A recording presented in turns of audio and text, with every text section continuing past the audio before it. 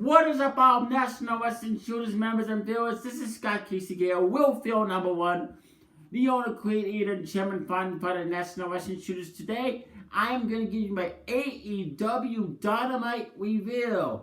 And I thought it was a really good episode, a very good, solid episode. Week 5 at AEW Dynamite is kicking ass and taking names.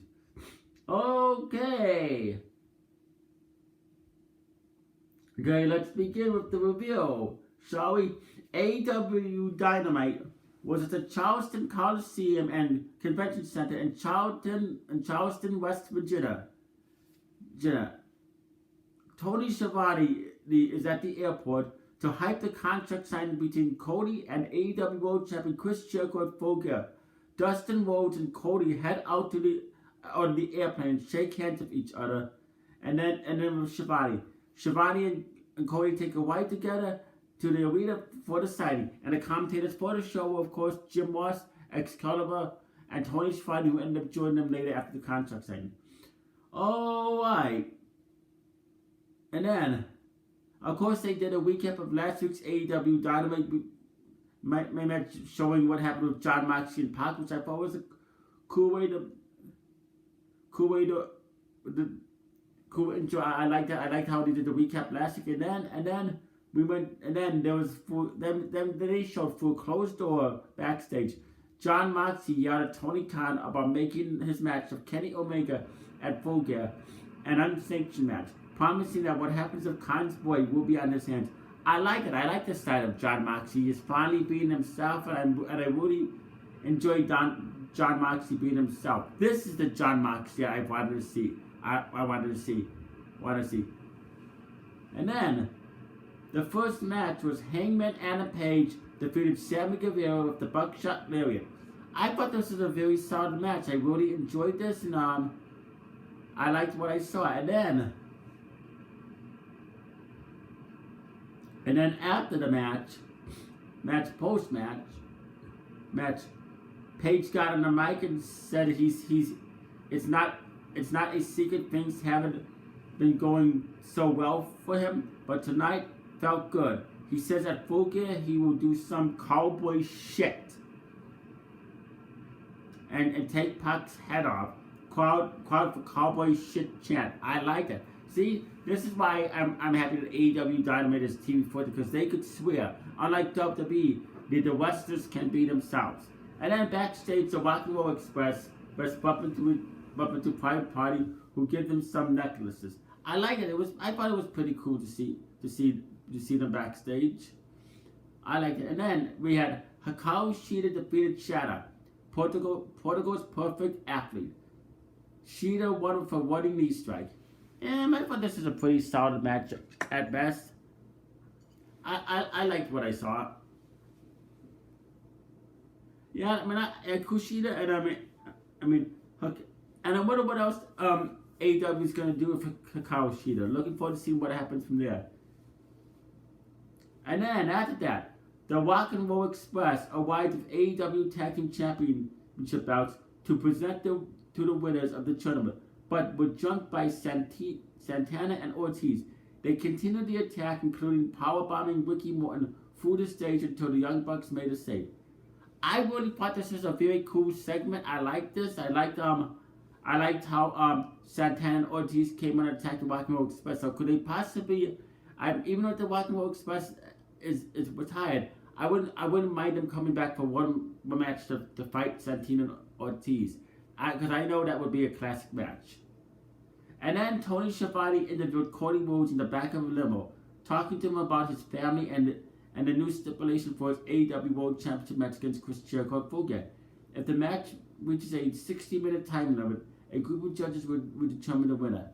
I like that. I like it. See, this is what I like. Tony Schiavone is one of my favorite announcers of all time. Along with Jim Ross, Tony Schiavone and Jim Ross are the second two greatest play-to-play commentators of all time. Number one, Gorilla Monsoon, Bobby Heenan, then Tony Schiavone and Jim Ross. I mean, Tony Schiavone, this guy has been in the wrestling business for a long time, and he knows how to hype up a match. He knows how to ask do interviews and ask the exact right questions. So yes, I'm liking this. Like I said earlier, I'm really liking the build up between Chris Jericho and the American Nightmare Cody Rhodes for the AEW World Championship at Full Gear. I'm looking forward to seeing where it goes from there. And then match number 3. Best Friends and Orange Cassidy defeated John Silver, Alex Reynolds, and QT Marshall. Best Friends and Cassidy came to the ring just as Wicked Morty and Cool Rick. Cassidy eventually shed his costume and Best Friends won with the Strong Zero. I thought this was a nice match. I thought this was a very, very nice match. I enjoyed it. And then this was the segment of the night. Chris Jericho and Cody had a contract signing for their championship match. Jericho was dressed in a David S. Pumpkins jacket and made a big deal about keeping things non-violent and professional. It was our rules, as the other members of the inner circle were assaulting Dustin Rhodes in the parking lot. They smashed his head into a limo and slammed his arm in the car door before driving off. I like that. That was really, really good. The inner circle is a great heel stable. This is what's been missing in wrestling. I mean, and AEW is finally letting heels be heels and letting them get heel heat. So I really enjoyed this segment, and I wonder how this is all gonna play out next week. So I'm really looking forward to that. Like I said, I'm really looking forward to Full Gear.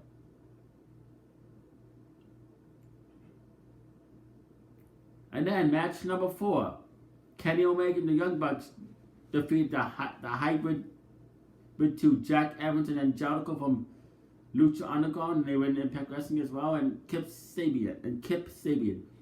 Omega had a full Undertale custom entrance, which I thought was pretty cool, and the Bucks brought back the Ken and Wild costume, which I thought was pretty cool. And then Omega won with a V-trigger and a one-wing angel on Jack Evans. Like I said, very solid, very good match, and I like that Kenny Omega finally got a win in AEW. And then after the match, Santino and Ortiz attacked the Young Bucks. They're a really good heel tag. And then the Liberians, Peter Avalon and Leather Bates, showed up, and Avalon ran down Charleston. John Moxley interrupted from the crowd and hit the paradigm shift on Avalon. Moxley cut a promo on the unsanctioned match for Omega, complaining that AEW is setting up the match so it doesn't count when he wins. Moxley says Omega's blood is on AEW's hands, and that the executives who want to make him unsanctionable can kiss his ass. Amazing promo from John Moxley. This is the John Moxley I like. This is totally unscripted. John Moxley is being himself. So see, WWE, even though the WWE gave him a good push when it was Dean Ambrose, he always had to say a bunch of stupid scripted promos, and John Moxley did not like it. So I don't blame him for quitting WWE and going to AEW. So yes, this is the John Moxley I want to see. I like this. I don't know if he's face or heel. I think he's tweener. He's a man of his own. I mean, he's a man of his own word. I mean, he does what he wants when he wants to do it. And so yes, like I said, the build-up between John Moxley and Kenny Omega has been going very well. And then, it's the main event. AEW Tag Team Championship Tournament Finals. SCU SoCal Uncensored defeated Lucha Brothers. Lucha Brothers set up for a package powerbomb top rope double stop combination, but Scorpio Sky was able to counter into an inside cradle third pin and pin Pentagon to win the match. To determine the AEW Tag Team Champions. I really enjoyed this main event, and congratulations to SCU for winning the AEW Tag Team Championships. Even though that I was betting on Lucha Brothers to win, I'm glad SCU won. I'm really looking forward to see who their first opponents are gonna be. Like I said, I mean, AEW has got NWA Power and AEW are the two main wrestling organizations that have made me proud to be a wrestling fan. And yes, speaking of NAW Power, I do apologize for not reviewing NAW Power Episode 3, but I will be reviewing NAW Power Episode 3 and 4 later here tonight, along with NXT. But anyway, comment down below in the comment section. Tell me what you thought of AEW Dynamite and what you liked about it. And what match are you looking forward to at AEW Full Gear. Anyway, you stay classy, live long and prosper, and peace out. And I must have bid you adieu, good night, and goodbye. And bang! And the words of Catch Check, bang bang. See you later for the NXT review and NWA Power review. Ladies and gentlemen, Scott Kisigeo is out.